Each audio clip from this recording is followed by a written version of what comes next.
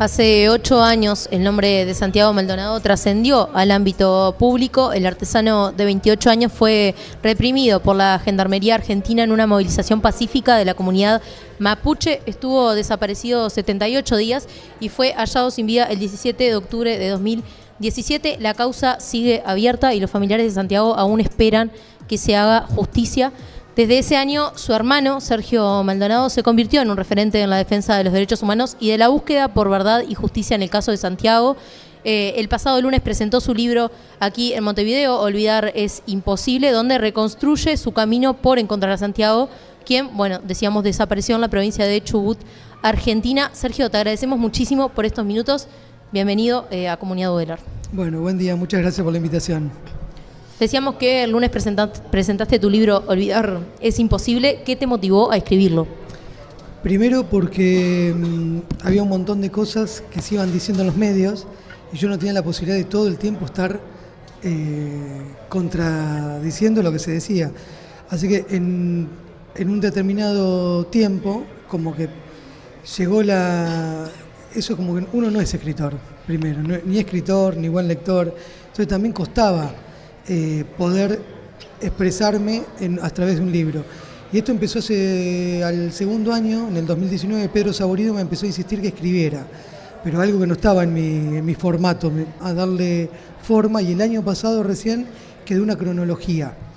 Y a raíz de esa cronología es una manera de una declaración ante un juez, decir, che, mira, a mí me pasó todo esto, día por día, lo que significó los 78 días de búsqueda de Santiago, porque en el medio se dijeron un montón de barbaridades, mediáticamente se llevó para cualquier lado. Entonces, leyendo el libro es una manera de centrarse en esos días, de ponerse en los zapatos nuestros y poder entender qué es lo que pasaba en esa búsqueda, donde era toda una complicidad de los medios de comunicación, el Poder Judicial y el gobierno de turno, que era el de Mauricio Macri.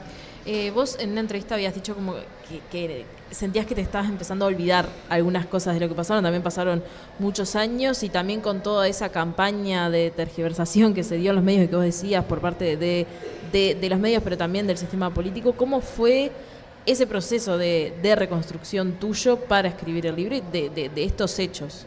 Sí, bueno, en realidad cuando el empezar a escribir es empezar a darse cuenta de un montón de cosas que estaban ahí. Así como el libro dice Olvidar es imposible, también había otras que se iban olvidando.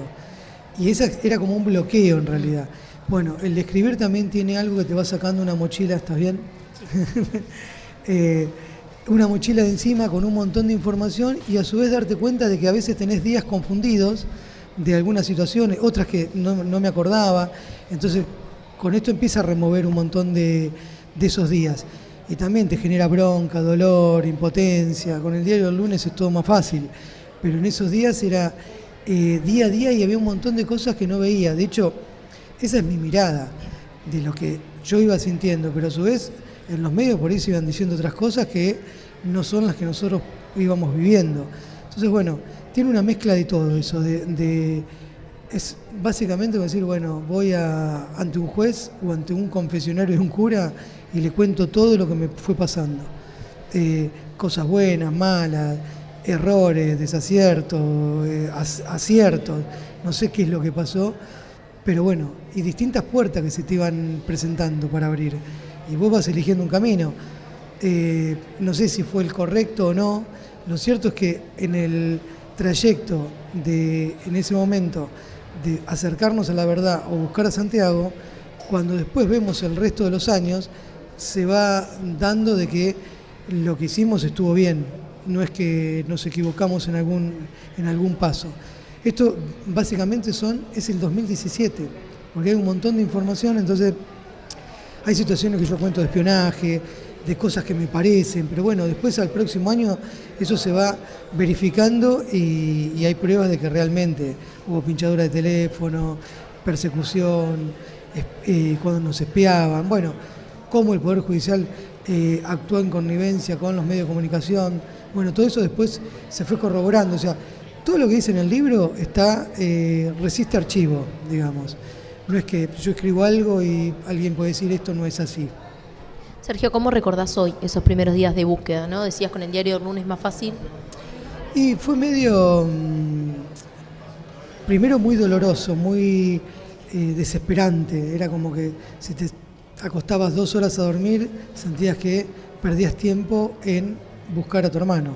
O sea, y ahí empieza un montón de cosas que tienen que ver más con lo emocional, con lo que te van diciendo las madres, las abuelas, que es en los primeros días es saber si la persona que vos buscás si tiene hambre, si tiene frío, si está bien, si realmente está viva. Bueno, un montón de situaciones que se van gestando en tu cabeza y que tenés que ir conviviendo con eso y no podés dejar de pedir la aparición con vida, siendo que porque no tenés otra prueba de lo contrario.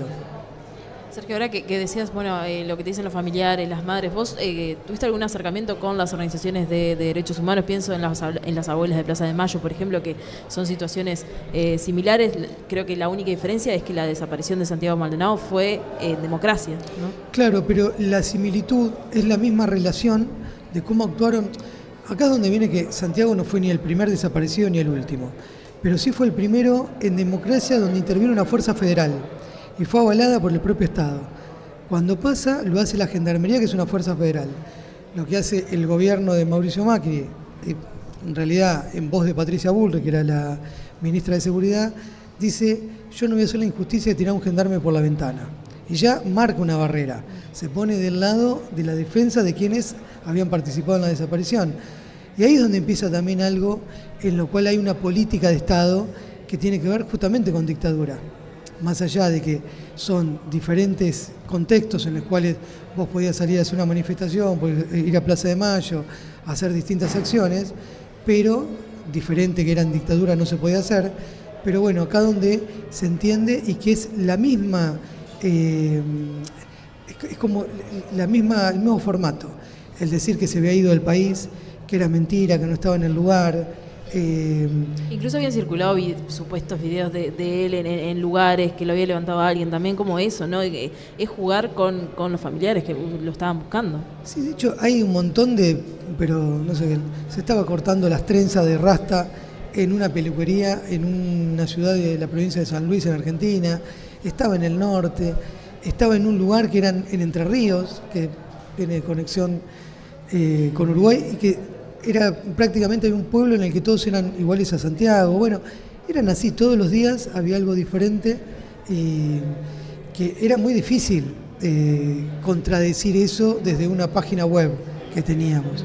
Y a su vez los medios de comunicación que eran los mayoritarios, porque digamos que Clarín, La Nación, Infobae son los que iban marcando la tendencia.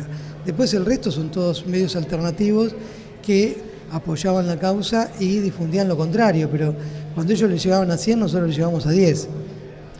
Y en el trayecto de ya estar instalado en esos 100, vos les llegabas a 10 un día después, de los cuales era muy difícil. Y en todo eso, ¿qué evaluación haces hoy con el diario del lunes de la actuación de los medios de comunicación con la importancia que tienen para poder llegar justamente a la gente, ¿no? Al común, el que está en su casa?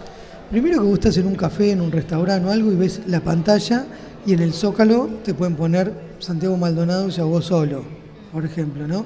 Entonces no estás escuchando, te vas con esa información, ya está.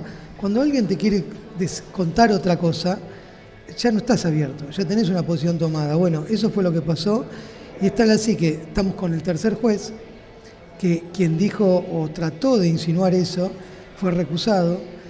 Y así toda la gente sigue repitiendo, ya está, llegó solo, 55 peritos dijeron, la justicia dijo, la justicia no dijo nada, la causa está cerrada, todas cosas que son mentiras.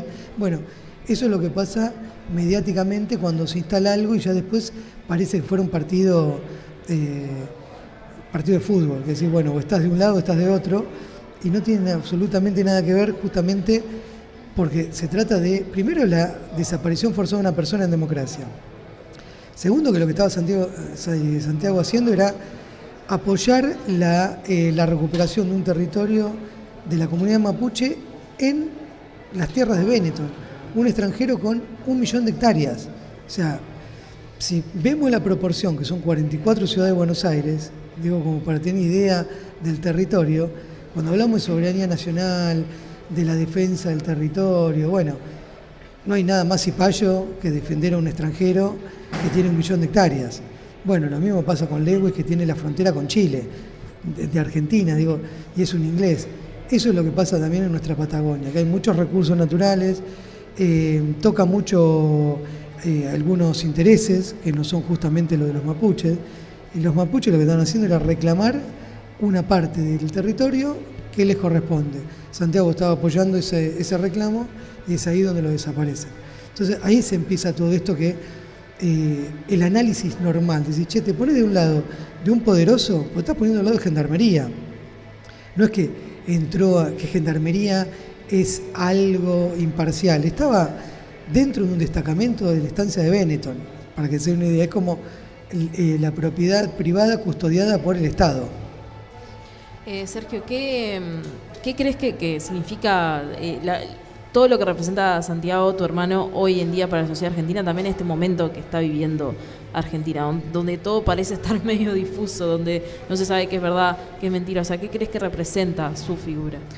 Es un parteaguas, es como que quedó. Santiago le sirvió para ganar elecciones al macrismo, se usa todo el tiempo, porque Patricia Bullrich lo usa como caballito de batalla. Cada vez que viene una elección empieza a ponerse en víctima. Lo último que dijo antes de las elecciones anteriores era que todo lo que le habían hecho pasar a ella cuando era la búsqueda de Santiago, o sea, en ningún momento se pone en lugar de los familiares, de las víctimas reales, sino que es todo el tiempo revictimizarse. De una construcción de un relato también. Sí, y que aparte hay 2 casos en Argentina que le sirven a ellos para ganar elecciones, Nisman y Santiago. Y bueno, se llevó a ese lugar en el cual es medio difícil agarrar y revertir, porque ya hay una instalación. Ahora, cuando vos salís a la calle con eso y ves la cantidad de gente que apoya y todo, te das cuenta que no es lo mismo que en las redes sociales. Las redes sociales marcan una tendencia que no es la real en la calle.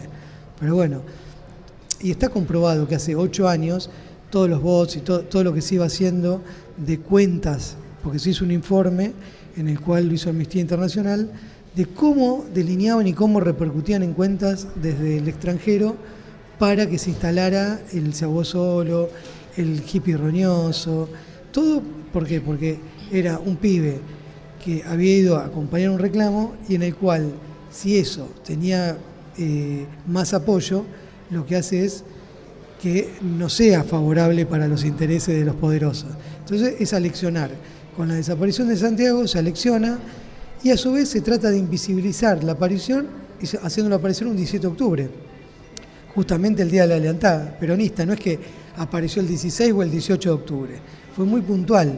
Entonces todo lo que hay y todo lo que yo voy contando día por día da cuenta de que el cuerpo fue plantado, de que las pericias indican lo contrario a lo que se instala mediáticamente. Una cosa es lo que hay en el expediente y otra es lo que hay, lo que se dice mediáticamente.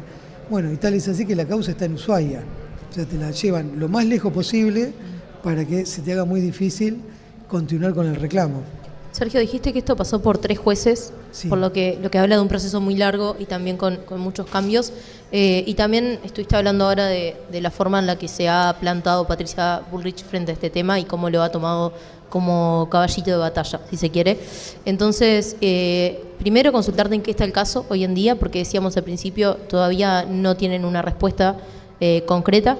Y segundo, ¿cuánto crees que repercuten esos intentos de instalar un relato respecto a lo que pasó con Santiago en la justicia, ¿no? En lo que se termina determinando y en que el día de hoy no tengamos todavía una respuesta?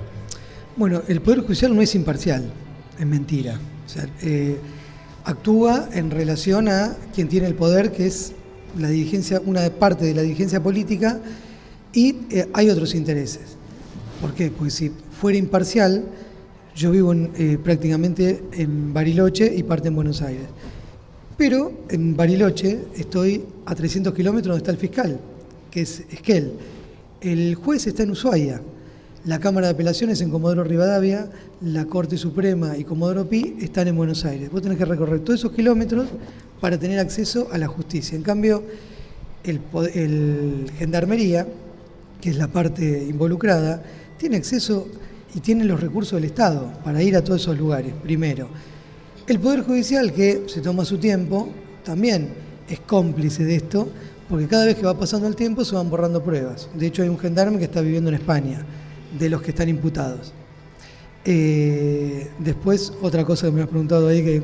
No, ¿y en qué está el caso hoy en día? Bueno, hoy está en Ushuaia con el juez que nos dio el lugar a los pedidos de ampliación que veníamos haciendo con el peritaje, porque hay algo mediático que es 55 peritos actuaron. Imagínense un cuerpo acá arriba y que haya 55 personas alrededor trabajando en una autopsia. Es totalmente ridículo, pero bueno, eso se instaló y es mentira.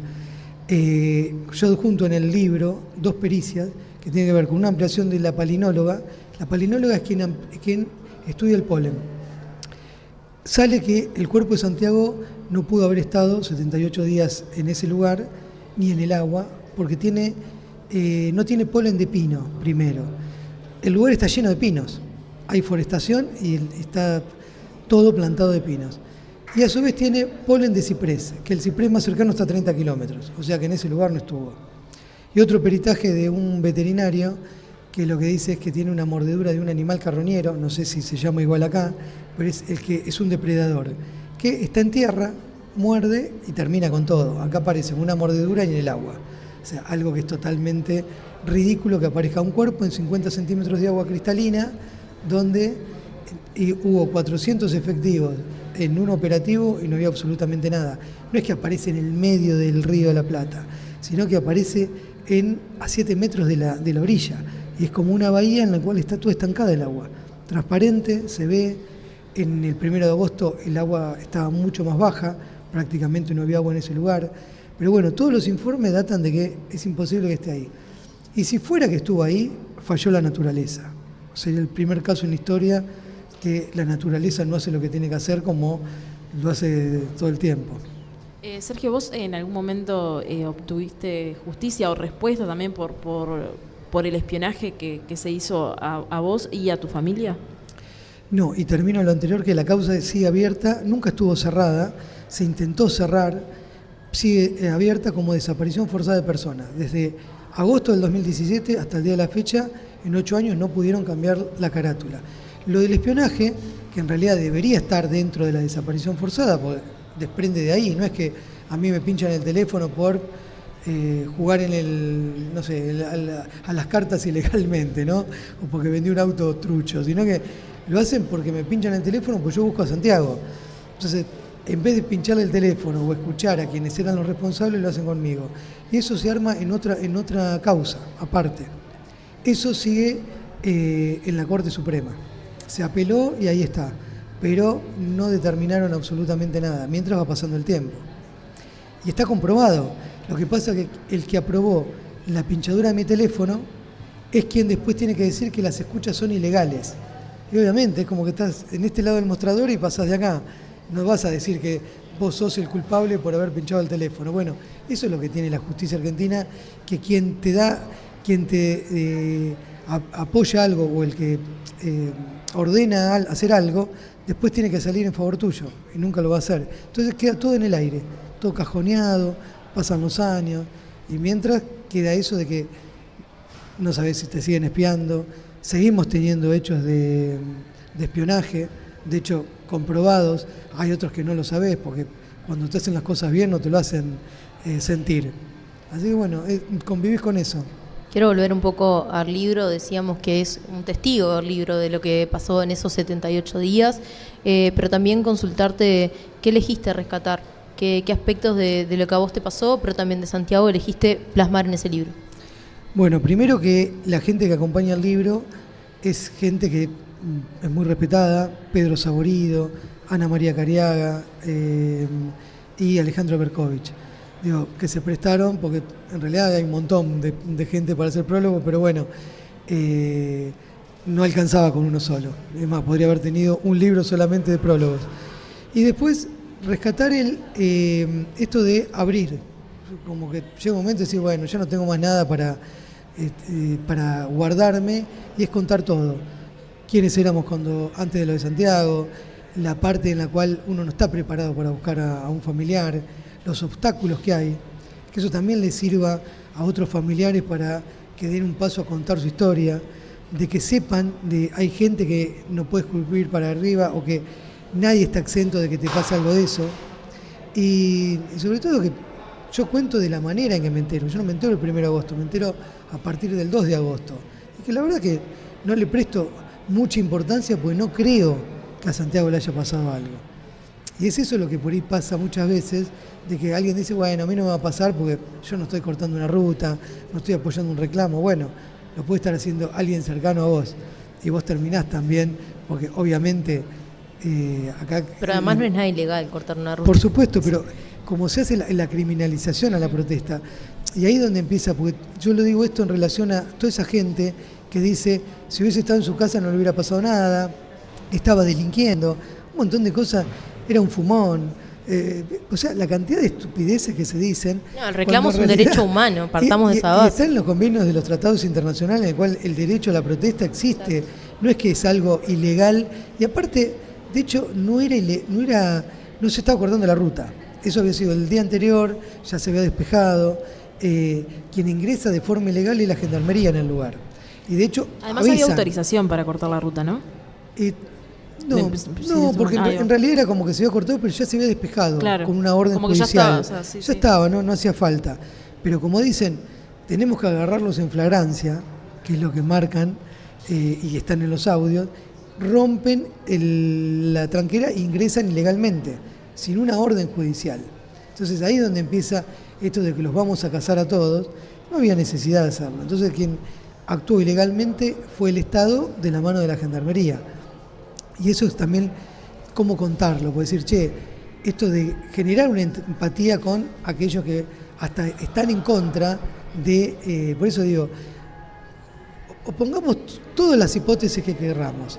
¿Vos querés defender la soberanía nacional y estás en contra de algo? Bueno, me parece que tendría que estar apoyando a Santiago, no apoyando a la Gendarmería, porque justamente estaba sosteniendo y defendiendo eso. Los pueblos originarios, el derecho a la protesta, o sea, de todos los sectores que quiera verlo, tenés que estar de ese lado. Por eso me parece a veces muy, muy triste y muy penoso cómo se llevan los temas y cómo se ponen de un lugar en el que están equivocados. Me parece, si alguien tiene la posibilidad de esta gente de poder leerlo o leer una parte, va a sentirse identificado. Porque tampoco se trata de que vos tenés que ir a apoyar a los mapuches. Puedes salir de un boliche a las 5 de la mañana, viste algo que no tenías que ver, te terminas subiendo un auto, terminás desaparecido, terminás tirado en cualquier lado, con una causa armada. Bueno, hay un montón de situaciones en las cuales no necesariamente es ir a apoyar un reclamo de una comunidad mapuche. Sergio, ¿dónde se puede conseguir el libro? El libro, bueno, por Mercado Libre se está vendiendo. Acá tengo entendido que en librerías también, si lo piden, hay un distribuidor que se los entrega. Así que bueno, ahí de cualquier manera se pueden hacer del libro, que ojalá puedan ir pasándoselo y leyendo. Perfecto, te agradecemos mucho por estos minutos en Comunidad Udelar y también por acceder a esta entrevista. El nombre del libro, Olvidar, es imposible para todos aquellos que lo quieran conseguir. Así es, así que bueno, muchísimas gracias y Verde Justicia por Santiago. Sergio Maldonado, autor del libro Olvidar es imposible. Ya seguimos con Comunidad Udelar.